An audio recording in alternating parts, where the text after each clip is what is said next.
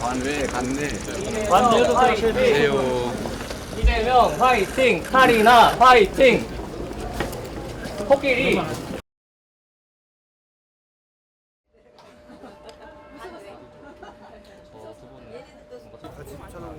사전 투표 첫날이고 청년 유권자들고 투표를 하셨는데 사전 투표 소감 먼저 물어보겠습니다.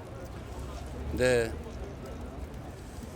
투표는 우리 대한민국 주권자들의 주권을 행사하는 가장 확실한 수단입니다. 총알보다 투표가 강하다라는 말이 있습니다. 이번 내란 사태도 다시 할게요. 자, 이번 내란 사태도 우리 국민들의 투표 참여만으로 비로소 이겨낼 수 있습니다.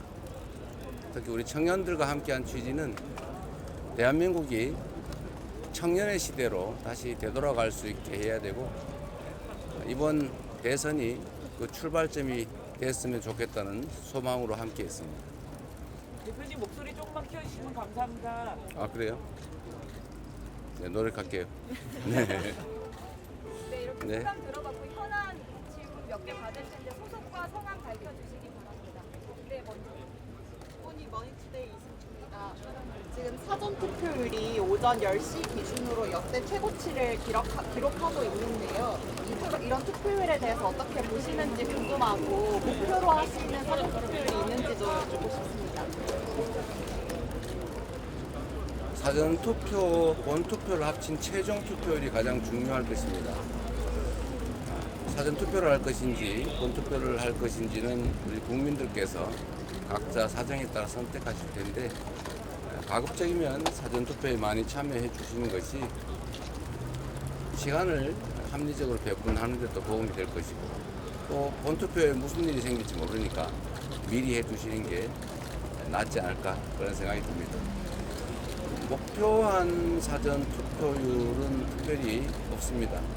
오로지 대한민국의 운명은 우리 국민들의 손에 달려 있다는 점, 그리고 우리 주권 행사는 결국 투표로 할 수밖에 없다는 점을 생각하셔서 지금의 이 위기를 이겨내고 내란을 극복하고 회복과 성장의 대한민국으로 다시 출발하기 위해서는 우리 국민들께서 반드시 투표에 참여하셔서 이 잘못된 결과를 빚어낸 내란 세력에 대해서 엄중하게 강력하게 심판해 주시기를 바랍니다.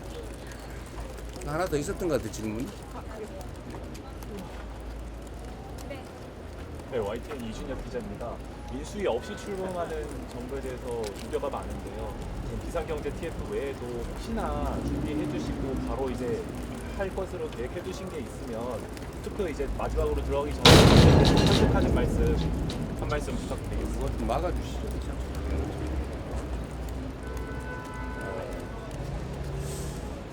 일단 내란 극복이 가장 중요하고 또 민주주의의 회복이 급선무이긴 합니다. 그러나 그거는 뭐 너무 당연한 일이어서 기본이라고 할 수 있겠고, 주력해야 될 우선순위 업무라면 결국 지금 가장 악화된 민생을 회복하는 것입니다. 민생 회복을 위해서는 지금 거의 빈사 상태에 이르는 내수 경기를 신속하게 진작해야 될 것입니다. 그 외에 통상 문제 해결을 위한 외교적 노력도 시급하게 시작해야 될 것 같습니다. 그럼 뭐 정부를 구성하는 일들은 역시 일을 하기 위해서 꼭 필요한 일이니까 우선순위 중에 하나겠죠. 가장 중요한 것은 민생 경제 회복입니다. 공공절의 민생경제 회복 뉴스팀입니다. 임채영입니다. 누구라고? 뉴스팀의 임채영입니다. 네. 민생경제 회복 말씀해 주셔서 우리 출연 편성도 비슷하게 해야 된다고 말씀해 주셨고, 혹시 규모는 어느 정도 생각하고 계신지랑 만약 편성한다면 어느 분야에 좀 지원해야 된다고 보시는지. 지금 이미 추경을 일부 했는데 우리 민주당이 연초에 주장했던 규모가 30조 원 정도 아니겠습니까? 그런데 다행히 김문수 후보 측도 35조 원 추경을 얘기하고 있습니다. 좀 미리 하시지 이제 와서 35조 원 얘기하는 거 아쉽긴 합니다만 그래도 안 하는 것보다 낫다는 생각이 듭니다. 김문수 후보 측이 얘기한 규모는 최소한이겠죠. 구체적인 추경 내역은 구성한 것도 있긴 합니다만 크게 본다면 내수 경기 진작을 위한 재정 지출이 가장 크지 않을까 생각이 됩니다. 그리고 우리가 미리 말씀드렸던 산업 기반 확충을 위한 예산, 또 기존 예산 중에 일부 조정할 예산들이 좀 있는 것 같습니다. 불효불급한 우선순위에서 떨어지는 예산들은 좀 조정을 하고 우선순위를 좀 바꾸든지 새로운 예산 항목을 넣든지 하는 작업들도 또 이어서 필요할 것 같습니다. 경험상으로 보면 제가 성남시장 당선 후에 가장 오랫동안 힘들어했던 일이 기존 예산 구조를 조정하는 것이었어요.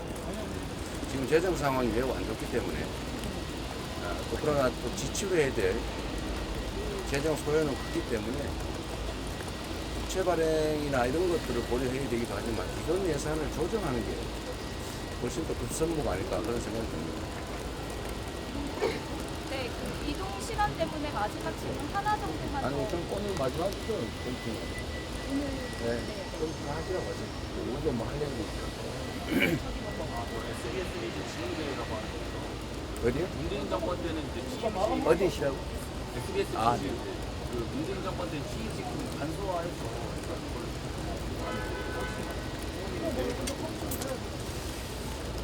지금 제가 뭐 당선될지 안 될지도 모르고 이 나라 운명이 어떻게 될지도 모르는데 취임식 형식을 어떻게 할지에 대해서 깊이 고민하지는 않고 있습니다.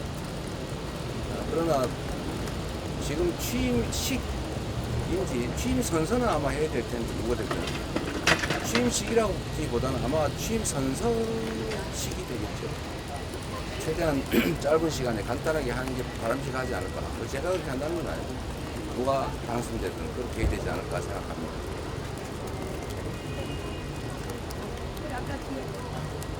아니, OIB 이승입니다.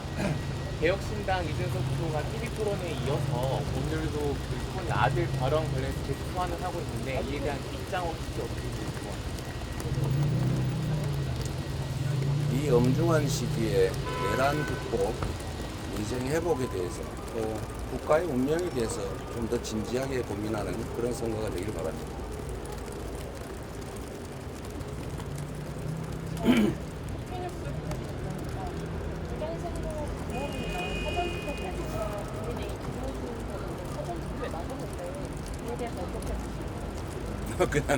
그냥 그런가 보다 하겠습니다. 원래 그런 분들 아닙니까? 뭐 원래 얘기했던 거, 그거와 다른 행동하는 거.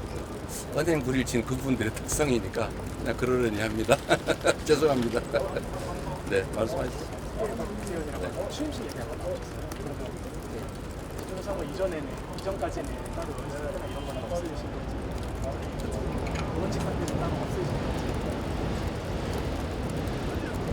대체적으로 공직을 자신의 명예나 이익을 위한 벼슬로 생각하는 분들은 그거 왜 안 버리냐 이렇게 얘기하지만 공직을 국가와 국민에 대한 책임으로 생각하면 그렇게 함부로 던질 일이 아니죠. 지금 그거를 사퇴한다고 해서 다른 사람이 승계를 하면 모르겠는데 그걸 왜 우리 국민들이 맡긴 일을 그렇게 쉽게 던지겠습니까? 지금 이 순간에도 국회의원으로서 해야 될 책임이 막중하지요. 또 갑자기 제3의 내란이 벌어질지 어떻게 합니까? 그러면 국회 차원에서 대응해야 되는데 필요하지도 않게 왜 국민이 맡긴 책임을 미리 버리겠어요? 필요하면 모르겠지. 좀 생각을 좀 달리 하면 좋겠어요. 공직은 권리나 지위가 아니라 책임과 역할이다. 이렇게 생각해 주시면 좋겠습니다. 오늘 조타신문 최기창입니다. 오늘 기후에너지부 신설공약 발표하셨는데 사실 산업부의 내용과 환경부의 어떤 작동 방식이 좀 달라서 단순하게 그 부처 한마디로 없앤다고 해서 잘 돌아갈 것 같다, 같지 않다는 그런 공약이 들었는데 좀 구체적으로 어떻게 운영하실 생각인지. 이제는 지구의 기후위기 대응이 전 세계적 과제가 됐습니다. 이 기후위기 극복이라고 하는 이 세계적 과제 때문에 이제 에너지 시스템도 완전히 바뀌고 있습니다. 화석연료 의존 경제에서 이제는 재생에너지 중심 경제로 에너지 대전환이 일어나고 있죠. 이 에너지 대전환은 AI 산업 발전과 아주 밀접한 관련이 있습니다. 사람도 손발을 쓰는 것보다 머리를 쓸 때 에너지가 더 많이 소모되는 것처럼 우리가 인공지능 중심의 첨단 기술 산업 시대로 전환하는 것은 피할 수 없는 일이고 거기에는 엄청난 에너지가 소모되기 때문에 이 에너지 정책이 국가 전략의 핵심이 됐습니다. 그런데 기후 전환, 기후 위기에 따른 에너지 전환, 산업 전환 문제는 환경과 에너지가 아주 밀접한 관련이 있어요.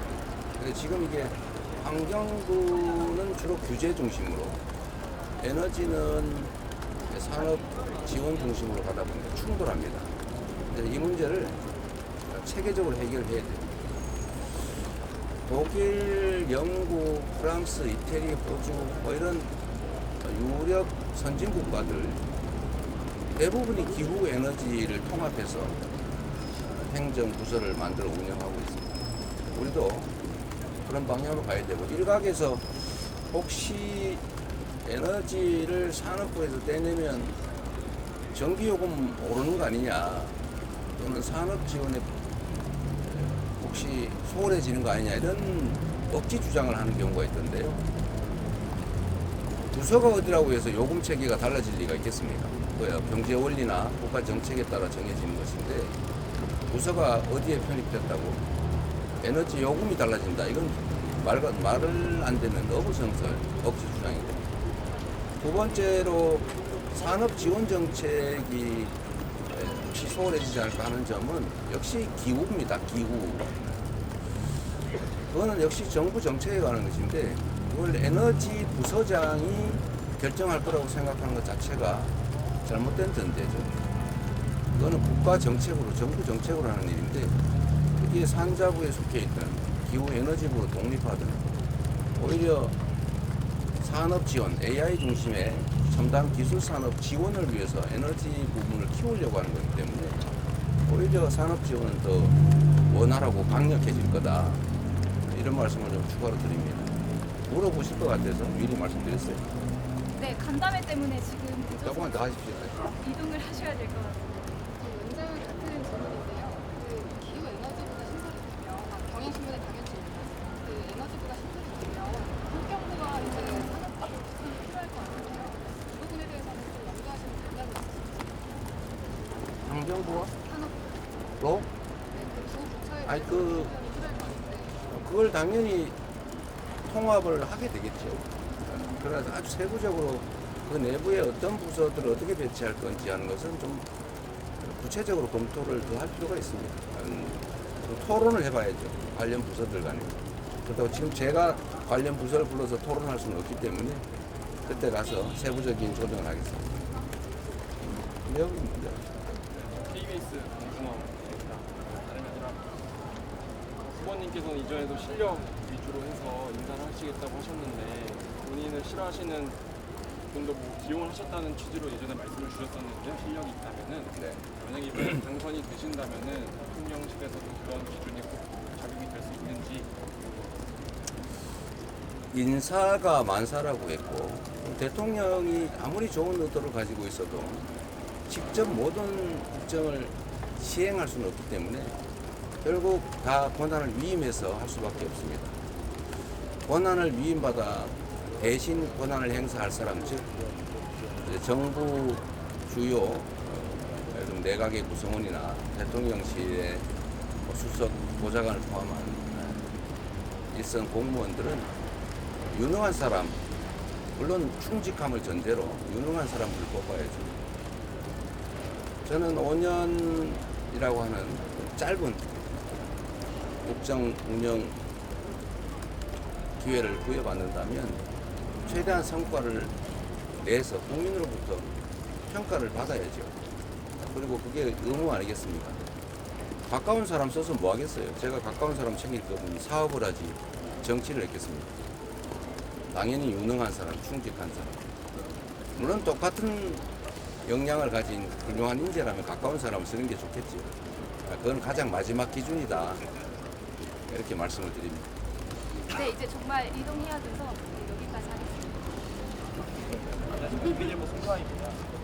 공약책도 사전 투표 하루 전에 나오고 투비 도 최소한도 3번만 이루어지고 내란 심판에만 불과하시면서 유권자들이 정책적으로 판단하거나 결정할 만한 기준이 필요하다 이런 지적도 있는데 어떻게 보세요? 뭐 일리 있는 지적이죠. 그러긴 한데 보통 통상적으로 대통령 선거는 5개월, 길게는 6개월 정도 이루어집니다. 그런데 지금은 2달, 그것도 실제로는 한 50일 정도에 불과하죠. 그런 점 때문에 국가 경영에 대한 계획을 미리 준비를 해놨었기 때문에 그나마 지금의 그 공약이라도 내고 있다는 점을 우리 국민들께서 좀 양해해 주시면 좋겠습니다. 아예 공약 못 내는 후보들도 있지 않습니까? 네. 네, 여기까지 하겠습니다. 예, 여기까지만 하겠습니다. 그 이제 외교 문제나 그런 관세 문제도 말씀을 해주셨는데 경선이 되신다면 당장 G7 정상회의라는 거죠. 그런 것도 좀 생각하는지 여기가 오늘 한국은행의 기준 금리를 인하를 해서 그만큼 경기 부양에 좀 시급함이 제기가 됐는데 뭐 경제계와의 만남은 좀 언제쯤 생각을 하고 계신지 그것도 궁금합니다. 국제회의에 참석할지 문제는 지금 얽힌 게 너무 많습니다. APEC도 준비가 매우 부실한 상태인데 그것도 수습해야 될 것 같고 각종 국제회의가 열리고 있는데 시간이 너무 없어서 이 중에서 가장 필요성이 높은 것, 중요한 그런 국제 행사로 아마 제안해야 될 것 같고 구체적으로 어떤 행사에 참여할지는 아직 뭐 초청도 G7 같은 경우 되지도 않은 것 같은데 그렇게 된다면 그 전제 위에서 우리가 지금 판단할 건 아니고 정부 주요 부처의 책임자들과 상의를 좀 하도록 하겠습니다. 그리고 뭐 경제계를 만날 거냐 지금도 뭐 오늘도 경제계를 만나죠. 재벌은 아니겠지만 어쨌든 민생이 가장 중요하고 경제를 회복해야 국민들께서 그야말로 생존을 할 수 있기 때문에 경제 회생을 위해서 필요한 모든 조치는 최대로 가장 신속하게 무게를 두고 하도록 하겠습니다. 네, 감사합니다.